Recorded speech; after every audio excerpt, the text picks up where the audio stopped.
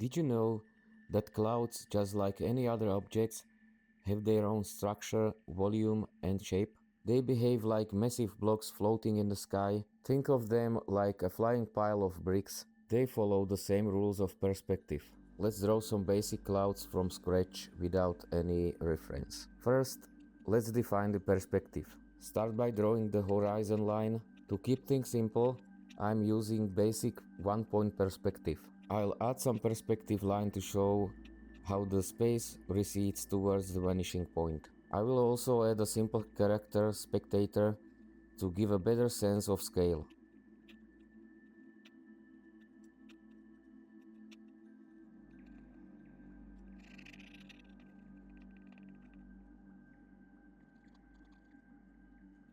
To divide the space, I start with a base block.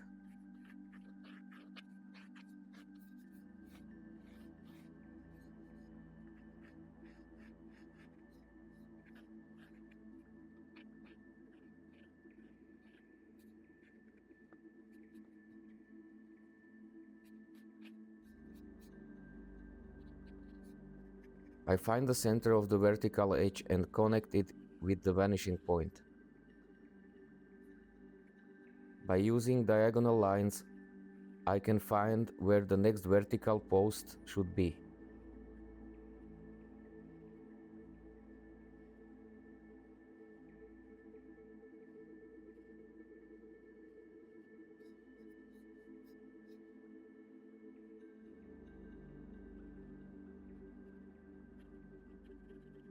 It doesn't have to be perfect, the goal is to just create the illusion of depth.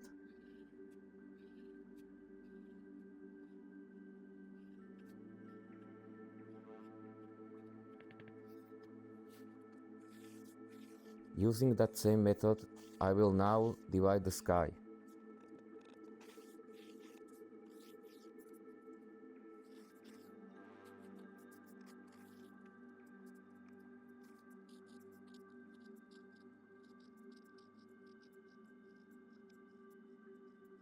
This gives us a basic perspective grid overhead.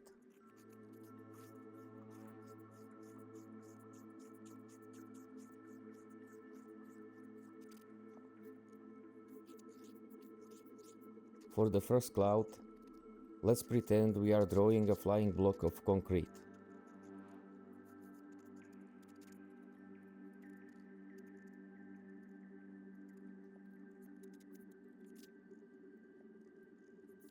Make it irregular with different thicknesses.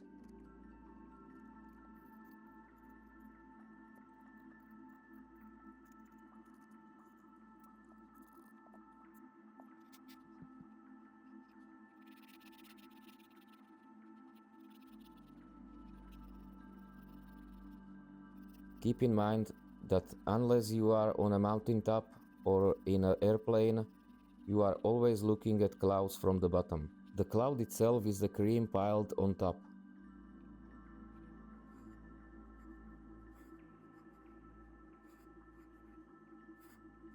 Because the cream is thicker in some areas and thinner in others, light will react differently.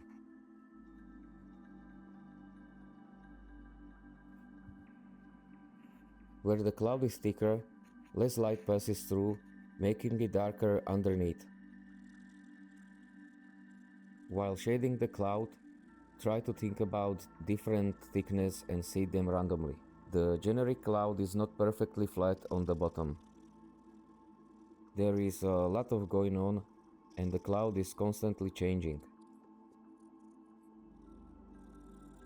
To create an illusion of dynamics, left some spots darker, especially in the middle. Now, let's add second cloud in the section closer to the vanishing point.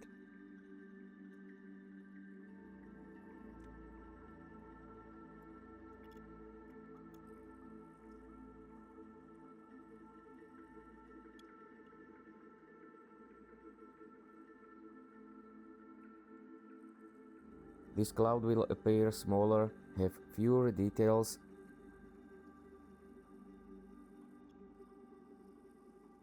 As objects get closer to the vanishing point, they became smaller blobs with less definition.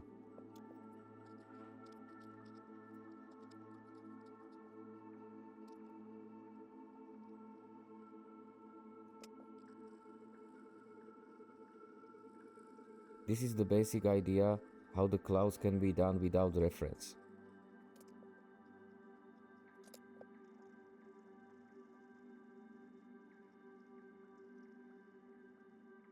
Let's make another cloud, this time without a strict grid.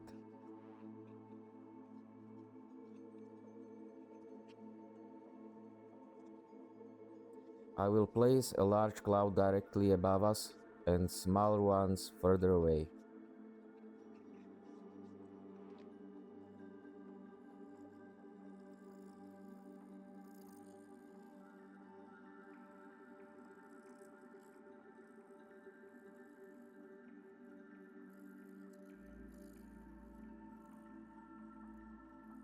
You can play with the shadings and go a bit random as you work. Always start with the crust first to establish the dark base. It might not look like much yet, but that's because we are missing the most important part, the sky.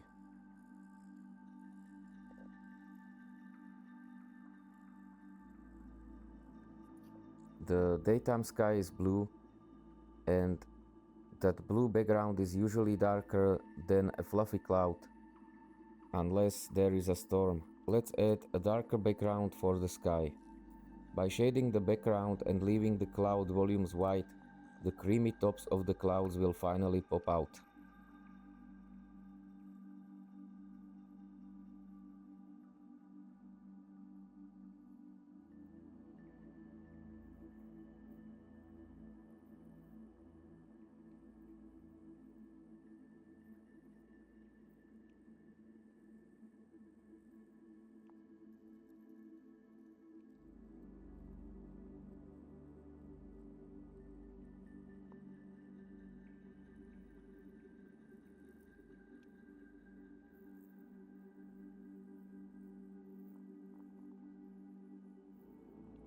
Refine the shapes, spread the background color around your blocks, and you will see the effects come to life.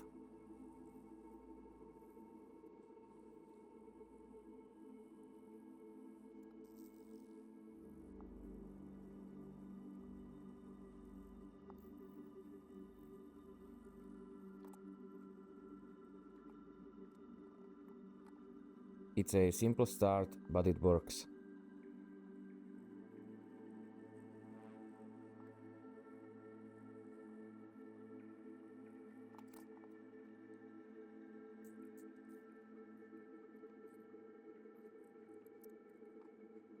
For my recent project, I have decided that I will try to make the clouds without reference, mainly because the perspective on which the main part of the picture is made. The horizon is out of the image and the balloon is basically too high on the sky that some clouds is almost right above the spectator. I have to figure out how the clouds will be working with this perspective. As you can see here, this schematic shows how the clouds should be projected. The clouds will be big above the balloon and basically seen from the bottom. Then they will get smaller as the perspective rules, and I hope it will help me to promote the illusion.